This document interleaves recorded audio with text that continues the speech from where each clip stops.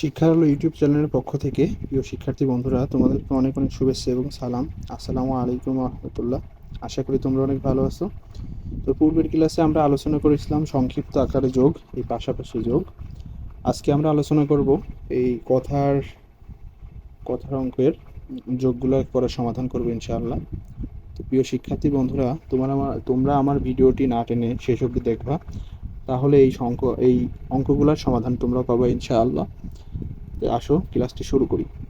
দেখো এখানে লেখা রয়েছে যে মাইশার জন্মদিনে তাদের বাড়িতে ১৩ জন আত্মীয় এবং ৫ জন বন্ধু এবং ৫ জন আত্মীয় এসেছিল। জন্মদিনে তাদের বাড়িতে মোট কতজন অতিথি এসেছিল?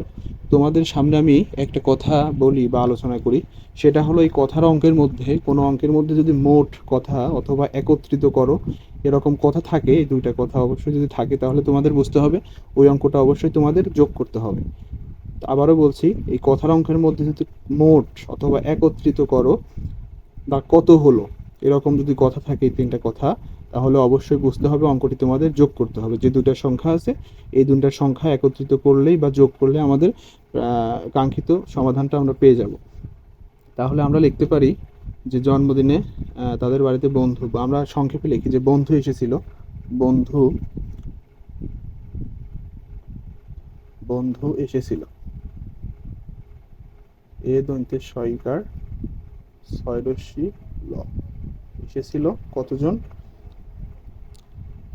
১৩ জন। ১৩ জন।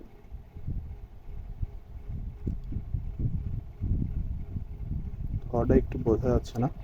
বন্ধু এসেছিল ১৩ জন। এখন দেখো যে আত্মীয় এসেছিল, আত্মীয়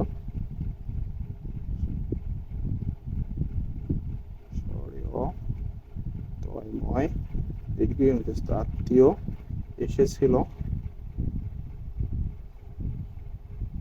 এসেছিল কতজন? এই ৫ বসবে ১৩ নিচে, অর্থাৎ একজন।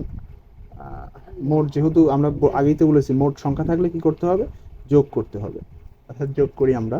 দেখো আমরা যোগ করতে হলে প্রথমে এই ডানের দিকে যে সংখ্যা থাকবে এই দুইটা সংখ্যা আমরা আগে যোগ করব। তাহলে এটা আর এটা কত হয়? আমরা দাগ টেনে তোমাদের যোগ শিখিয়েছিলাম, তো তোমরা ওইভাবেও করতে পারো, আবার করগুণেও করতে পারো। তাহলে দাগ টেনে যদি করো তাহলে উপরে যেহেতু ৩ আছে ৩ পরিমাণ তোমাদের দাগ কেটে নিতে হবে, আর যেহেতু ৫ আছে তাহলে ৫ পরিমাণ কাটতে হবে। ১ ২ ৩ ৪ ৫, অর্থাৎ এই দুটো এখানে করলে কত হয়? ৮ হয়। আর এখানে দেখো এই একের নিচে কিছু নাই, তার মানে ১ করতে ১ বসে যাবে। দেখো, আশা করি অঙ্কটা তোমরা বুঝতে পেরেছো। তারপরে আমরা নেক্সট অঙ্কে যাব।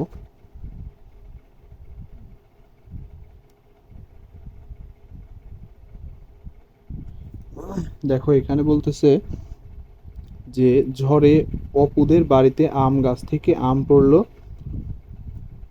অপু ৬টি আম এবং তার বোন ১১টি আম কুড়িয়ে পেল। তাদের একত্রে কতগুলো আম পেলে? যে একত্রে, একত্রে কোঠাতে থাকলেও বুঝতে হবে যে তোমাদের যোগ করতে হবে, অঙ্কটা যোগ করতে হবে। তাহলে আমরা লিখতে পারি যে অপু পেল সরে অপয়রস্য, অপু পেল কতটি? ৬টি। ৬টি। তার বোন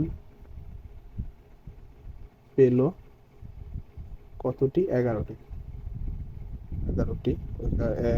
ডট ডট দিতে পারো। একত্রিত যেহেতু থাকলেই যোগ, তার মানে আমরা যোগ করব। প্রথমে এই দুইটা যোগ করব, তাহলে ৬ আর ১ কত হয়? ৭। আর হাতের এখানে যেহেতু উপরে কোনো সংখ্যা নেই, তার মানে ১ করতে ১ বসে যাবে। তো বন্ধুরা, আশা করি অঙ্কটা তোমরা বুঝতে পেরেছো। আর না বুঝলে অবশ্যই তোমরা আমার ভিডিও কমেন্ট বক্সে কমেন্ট করবা, অবশ্যই আমি বুঝিয়ে দেবো ইনশাআল্লাহ। তারপরে দেখো আরেকটা অঙ্ক বাদ আছে আমাদের, এটার সমাধান দিব ইনশাআল্লাহ। এখানে দেখো ছবি আঁকার জন্য রফিকের ১০টি রং পেন্সিল ছিল। সে দোকান থেকে আরও ৯টি এবং রং পেন্সিল কিনলো। তার কতগুলো রং পেন্সিল হলো? তাহলে দেখো সে তার কাছে ছিল ১০টি, সে আরও কিনলো, তাহলে তার কাছে বেড়ে গেল। এই বেড়ে যাওয়াটা যদি অঙ্কে বোঝায় তাহলে তোমাদের বুঝতে হবে সেটা অবশ্যই যোগ করতে হবে। তাহলে আমরা লিখতে পারি যে রফিকের পেন্সিল ছিল রশ্মি রফিকের পেন্সিল ছিল কতটি? 10টি। 10টি। আরও কিনলো, আরও কিনলো, কিনলো কতটি কিনছে দেখো, এখানে সে আরও কয়টি পেন্সিল কিনছে? নতুন 9টি কিনছে। তাহলে আমরা এই শূন্যের নিচে 9 লিখবো, 9। তারপরে দেখো এই মানে তার কাছে যেহেতু পেন্সিল কেনার পরে বেড়ে গেছে, এই বেড়ে যাওয়াটা বোঝালেও তোমাদের বুঝতে হবে অঙ্কটি যোগ করতে হবে, তার মানে আমরা যোগ করব। দেখো আমরা কিন্তু তোমাদের পূর্বের ক্লাসে আলোচনা করেছিলাম যে কোনো সংখ্যার সাথে যদি শূন্য যোগ করি তাহলে কিন্তু ওই সংখ্যার কোনো পরিবর্তন হয় না। তার মানে 9-এর উপরে যেহেতু শূন্য শূন্য আছে, তার মানে 9-এর কোনো পরিবর্তন হবে না, অবশ্যই 9 করতে 9 বসবে। আর 1-এর নিচে যেহেতু কিছু নেই এখানে, তার মানে 1 করতে 1 বসে যাবে। ঠিক 3টে অঙ্ক সেম, একেবারে সেম অঙ্ক, সেম নিয়ম। প্রিয় শিক্ষার্থী বন্ধুরা, আশা করি এই অঙ্কটি তোমরা বুঝতে পেরেছো এবং কাঙ্ক্ষিত তোমাদের যে সমস্যার যে সমাধান অবশ্যই তোমরা তা খুঁজে পেয়েছো। তো প্রিয় বন্ধুরা, যদি তোমাদের অঙ্ক নিয়ে কোনো সমস্যা হয় বা বুঝতে অসুবিধা হয়, তোমরা অবশ্যই আমার ভিডিও কমেন্ট বক্সে কমেন্ট করবা এবং আমার সাথে থাকবা। এরকম আরও ইন্টারেস্টিং ভিডিও নিয়ে তোমাদের সামনে হাজির হব। সেই পর্যন্ত ভালো থাকবে, সুস্থ থাকবে। আসসালামু আলাইকুম ওয়া রাহমাতুল্লাহ।